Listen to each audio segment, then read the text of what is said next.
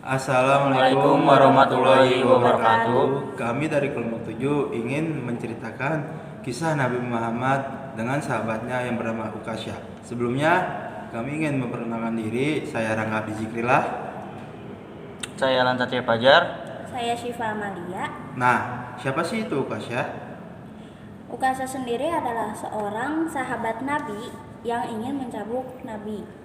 Kisah Ukasya ini sendiri masyhur dibawakan oleh sebagian dari para penceramah di berbagai momen karena kisahnya yang sangat menarik dan sangat dramatis, cocok untuk mengajarkan kita tentang berakhlak dan adab.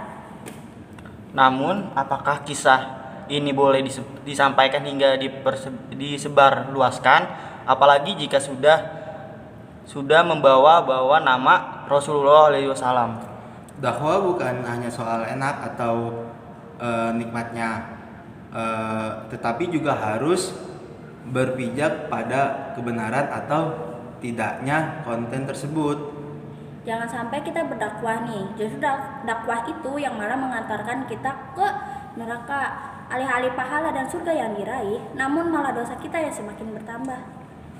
Nah, untuk lebih jelasnya lagi tentang cerita Nabi Muhammad dan dengan Ukasya. para sahabatnya, Dengan Ukasya bisa lebih perjelas lagi oleh Iqmal Nauhan Korokman dengan pemateri. Assalamualaikum warahmatullahi wabarakatuh. Teman-teman semua, izin memperkenalkan diri. Nama saya Iqmal Nauhan Korokman dari kelompok 7 mata kuliah Sejarah Islam. Sebelumnya teman-teman saya sudah memperkenalkan diri dan sudah juga membuka bagaimana diskusi kita hari ini mengenai alur cerita kisah dari sejarah antara Nabi Muhammad dengan sahabatnya yang bernama Ukasya. Nah, teman-teman semua, di sini saya bersama pemateri saya, yaitu Bang Isan. Bang apa Pak nih? Biasa Bang aja. Bang Isan. Saya bersama Bang Isan. Bang Isan boleh memperkenalkan diri secara singkatnya. Oke, baik. Perkenalkan, saya Ihsan di UHAMK sebagai pengelola Rusunawa UHAMK. Mungkin begitu ya. Oke, siap. Jadi saya bersama Bang Ihsan yang akan coba menjadi apa itu alur cerita dari sahabat Nabi yang bernama Ukasya. Ukasya ini pas di zamannya Nabi Muhammad itu, pertama dia sebelumnya emang sudah muslim dari lahir, atau dia seperti Sayyidina Ali, atau dia itu ini Bang peralihan dari kayak umat sebelumnya latar belakang. Kita mengenal dulu siapa Ukasya gitu ya, mungkin nama lengkapnya gitu, orang tua dan seterusnya gitu ya. Nama lengkapnya adalah Ukasya bin Ihsan. Ukasya ya. Jadi beliau ini adalah anak muda yang cerdas, yang punya sifat pemberani, gagah gitu ya. Dari awal memang bukan seorang muslim gitu. Tapi kemudian Ukasya ini adalah di antara beberapa sahabat Nabi yang lebih awal masuk Islam. Katakanlah misalkan teman-teman yang lain ada Talha bin Ubaidillah, kemudian ada Zubair bin Awam, kemudian ada Sa'ad bin Abi Waqqas gitu ya, yang masuk Islam umur 16-18 tahun lah gitu ya. Jadi mereka ini adalah anak-anak muda yang cerdas, pemberani, kemudian juga bahasa kita good looking lah gitu ya, tampan gitu ya. Artinya memang mereka adalah orang-orang yang cukup menonjol juga dalam sukunya gitu ya. Sukunya ini dia masuk di Bani Abdi Syams ya, salah satu suku yang cukup terkenal dan disegani juga di lingkungan bangsa Arab pada waktu itu. Nah, beliau terpukau dengan cara Nabi Muhammad SAW berdakwah. Jadi beliau langsung jatuh cinta dan beliau memeluk agama Islam waktu itu ketika Nabi Muhammad SAW berdakwah. Nah, makanya beliau ini masuk kelompok as-sabiqun al-awwalun, orang-orang yang lebih awal memeluk agama Islam. Gitu ya. Termasuk sampai kemudian ikut hijrah ke Habasyah pada waktu itu ya. Sekitar tahun keempat Nabi Muhammad SAW melakukan dakwah. Seperti itu kira-kira. Dari Ukasha ini dia pastinya ada kisah yang paling istimewa atau paling yang membuat terkenal sampai hari ini gitu, yang menjadi topik kita hari ini. Apa sih Bang yang menarik dari Ukasha ini selama hidupnya gitu?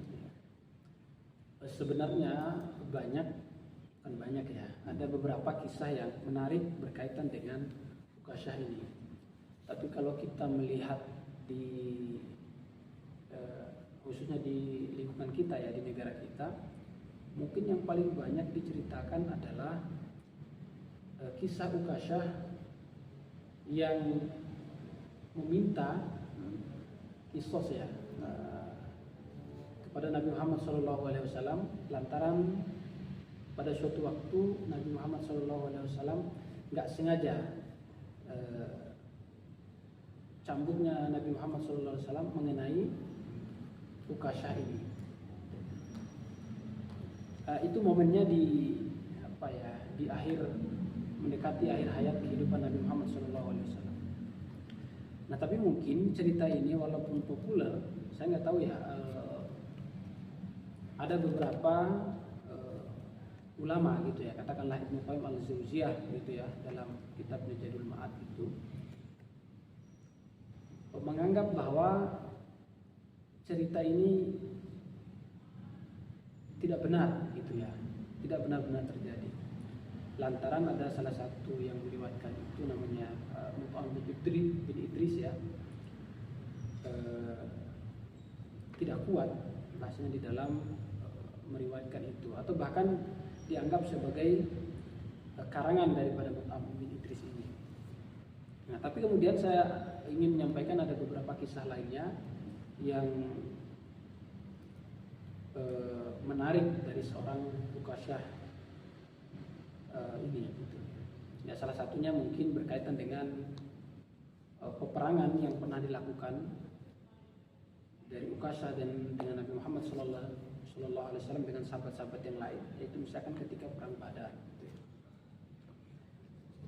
Suatu ketika gitu ya, Ukasha ini saking semangatnya begitu ya, sampai pedangnya itu patah, sampai pedangnya patah ketika berperang. Lalu kemudian dia menghadap kepada Nabi Muhammad SAW, ya Rasulullah, ini pedang patah gitu ya. Maka dikasihlah oleh Nabi Muhammad SAW ini ranting kayu. Makanya dibilang, ini silakan kamu berperang pakai ini nih. Maka sifat para sahabat waktu itu sangat meyakini apapun yang dikatakan oleh Nabi Muhammad SAW itu adalah suatu kebenaran. Maka dengan semangatnya Ukasha kemudian mengayun-ngayunkan ranting kayu tadi, lalu kemudian atas mukjizat dari Allah Subhanahu Wa Taala, bukan mukjizat namanya, apa istilahnya apa ya, kebesaran dari Allah Subhanahu Wa Taala gitu ya. Kemudian menjadikan kayu itu sebuah pedang yang akhirnya Ukasha menggunakan pedang itu untuk berperang sampai kemudian Allah Subhanahu Wa Taala menjadikan kaum muslim menang pada waktu itu. Lalu kemudian pedang ini dinamakan Al-Aun gitu ya, oleh Ukasha. Ini kenapa saya bilang menarik, karena nilainya adalah tadi bahwa sahabat itu sangat yakin sekali, sangat beriman sekali kepada Nabi Muhammad SAW, sehingga percaya bahwa ranting kayu yang sangat kecil, yang sangat rapuh itu bisa menjadi sebuah pedang atau bisa menjadi digunakan untuk berperang gitu ya.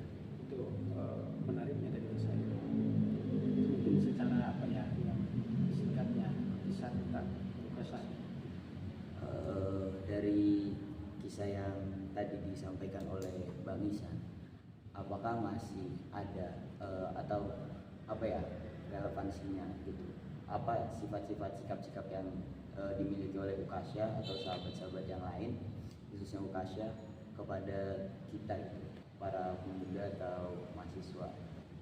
Oke, ya ini poin penting sebenarnya.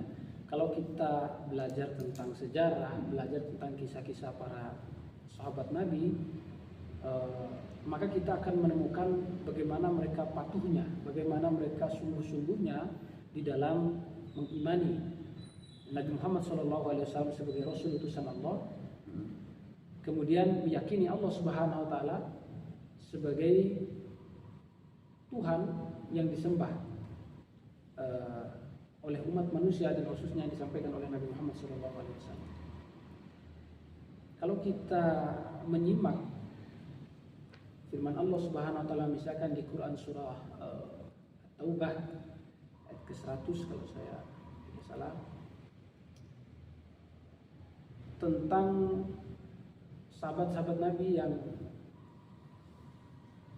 memeluk agama Islam paling awal, atau tadi yang sudah kita singgung sebagai as-sabiqun al-awwalun itu.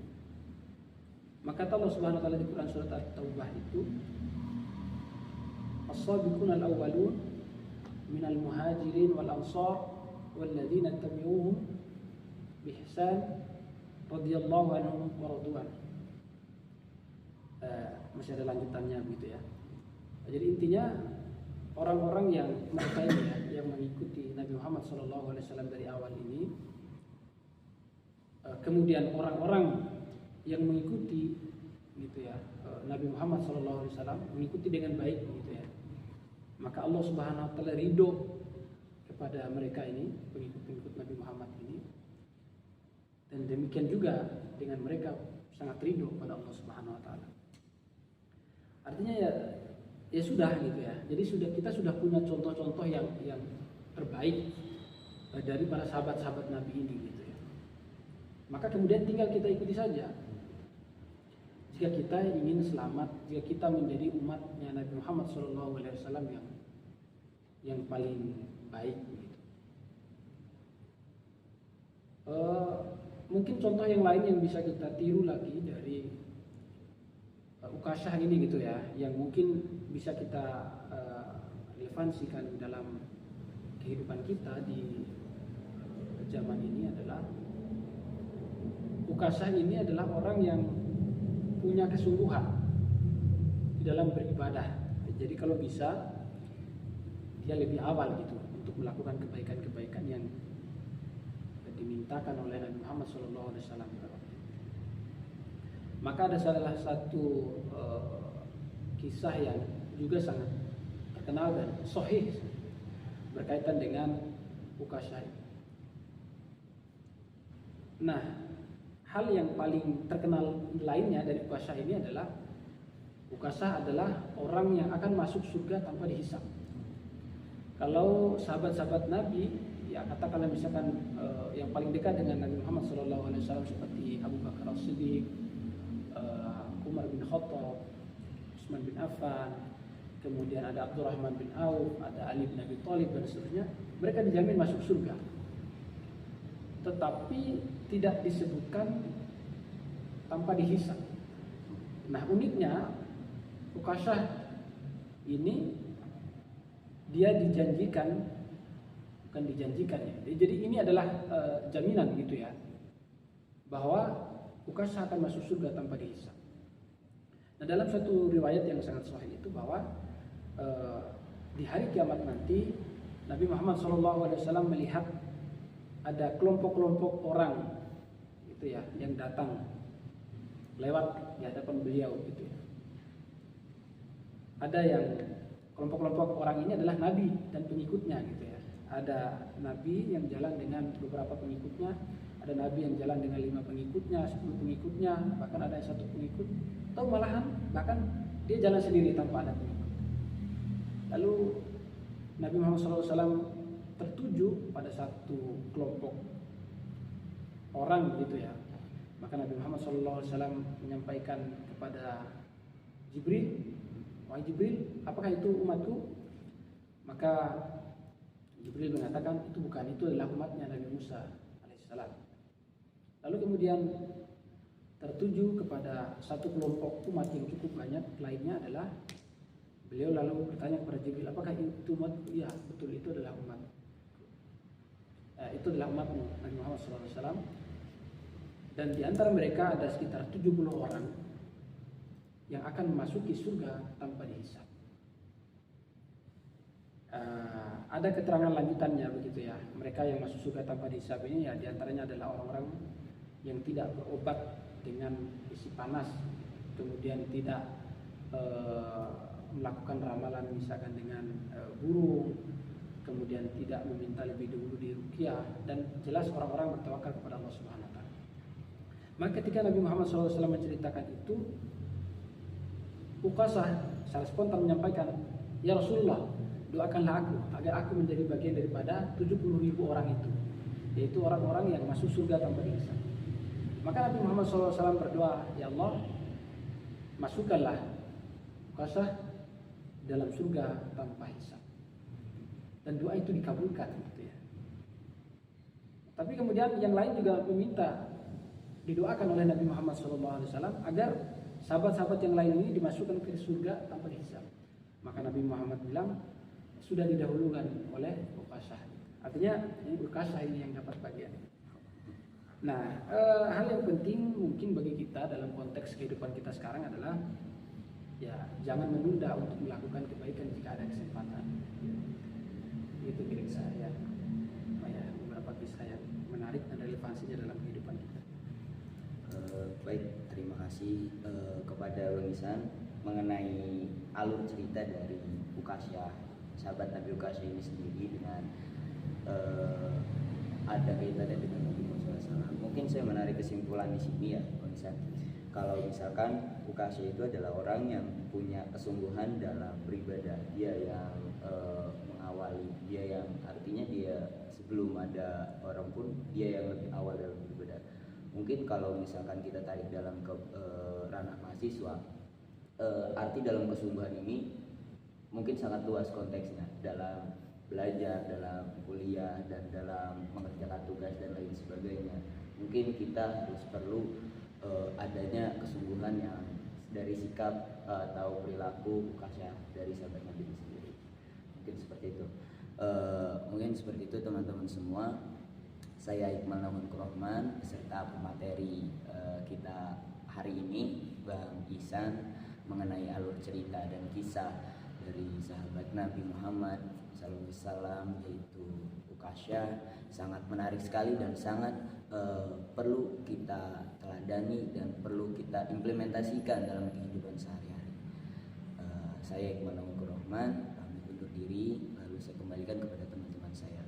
Assalamualaikum warahmatullahi wabarakatuh. Nah, itulah teman-teman cerita dari kisah Nabi Muhammad dengan Uqasyah, sahabatnya yang bernama Uqasyah. Sekian dari kelompok kami. Mohon maaf Apabila ada kata-kata yang salah. Wassalamualaikum warahmatullahi wabarakatuh.